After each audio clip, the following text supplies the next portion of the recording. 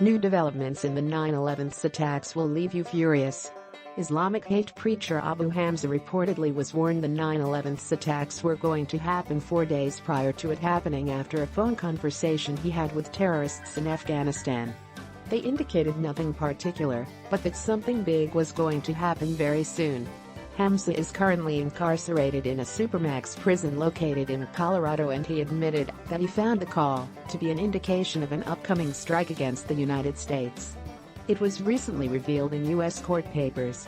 It was also reported that he alleges British spies were hacking his phone, and that is how they came to find out about this conversation, which raises questions over how much the British knew in advance and why they did not warn the United States of an impending attack.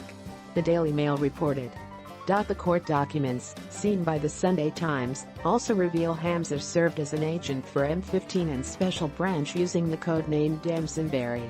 Nearly 3,000 people died after al-Qaeda terrorists flew hijacked aeroplanes into the World Trade Center in New York and the Pentagon in September 2001.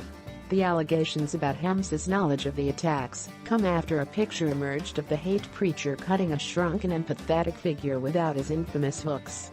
2 years of solitary confinement has taken its toll on the hate preacher, who has launched an appeal claiming his prison conditions are a breach of his human rights. Despite only being 59, his hair and beard are now completely white, and his sturdy frame has morphed into a scrawny shape. The former imam of North London's Finsbury Park Mosque has registered an appeal against his incarceration at the high-security Colorado prison ADX Florence. The convicted hate preacher, 59, claims his conditions at the prison are a breach of his human rights under Article 3 of the European Convention, which protects people from inhuman and degrading treatment. Since he was convicted of 11 charges in October 2015, he has been kept in solitary confinement, only being allowed out of his cell for an hour a day, the Sunday Times reports. U.S. court documents seen by the newspaper reveal even when he's allowed into the fresh air, he has to be kept in a cage with no other inmates allowed. Before U.S. prosecutors won their 8-year legal battle to extradite him from the UK in October 2012, he was locked up at Belmarsh in southeast London, where things were quite different. Hamza, full name Mustafa Kamal Mustafa, which means Egyptian father in Arabic, is a double amputee. He is also blind in one eye and suffers from diabetes, psoriasis, and a condition that means he sweats excessively and has to shower twice a day.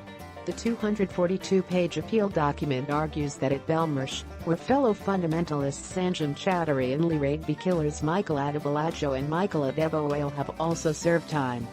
He received daily visits from medical staff. He also got regular doctor visits and was allowed to mix with other inmates.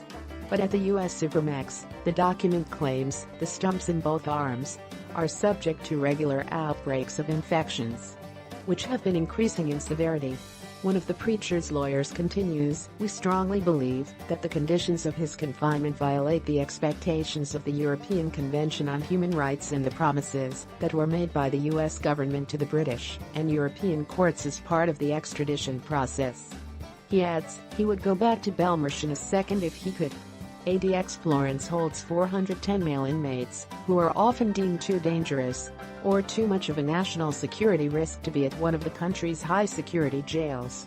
Notable inmates include Ted Kaczynski, the Unabomber and Boston Marathon bomber Dzhokhar Tsarnaev. Lawyers are allegedly hopeful about his chances of appeal, which are being financed by the U.S. taxpayer. In the UK, the public have paid for £1 million of his legal costs since he was first arrested in 2004. In all likelihood, the British, if they were even spying, which it cannot be confirmed they were, likely thought the threat of something big happening was just a general threat. Given the lack of specifics, there wasn't anything they could tell American authorities that would have prevented 9/11s. However, it still would have been good to know. And for Hamza to have the audacity to complain about his human rights being violated is truly rich and poetic.